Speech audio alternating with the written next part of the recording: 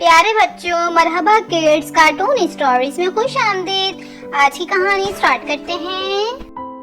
مانی ایک بہت بدتمیز اور بد مزاج لڑکا تھا۔ وہ اپنی زندگی سے بالکل بھی خوش نہیں تھا۔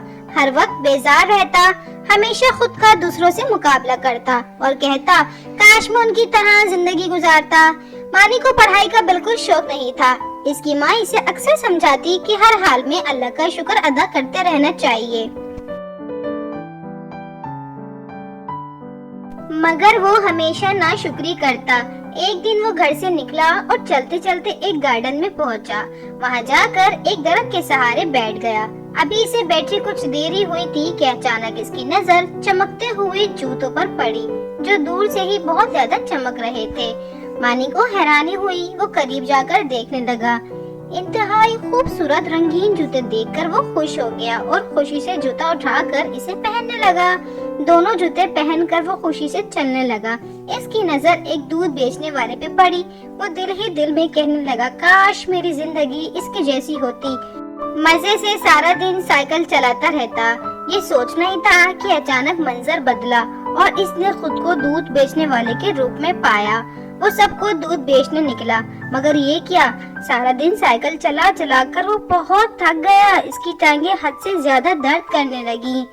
دودھ بیچنے والے کے گھر میں کوئی بھی آسائش موجود نہیں تھی۔ وہ بہت غربت کی زندگی گزار رہا تھا۔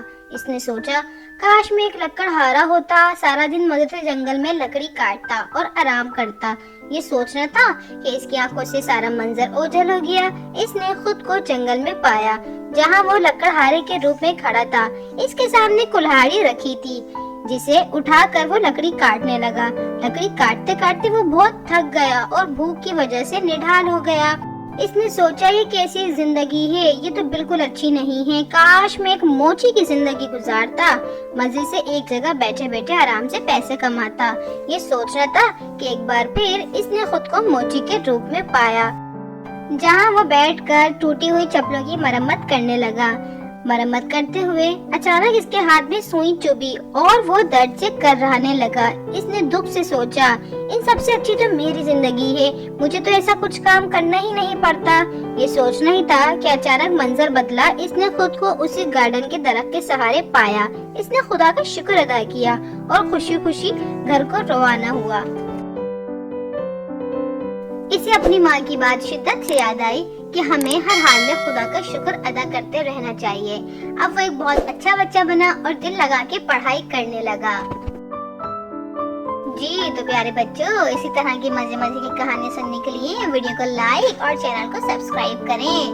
زیادہ سے زیادہ اپنے دوستوں میں شیئر بھی کریں۔ اگلی کہانی کا انتظار کریں۔ جب تک اپنا بہت خیال رکھیں۔ اللہ حافظ۔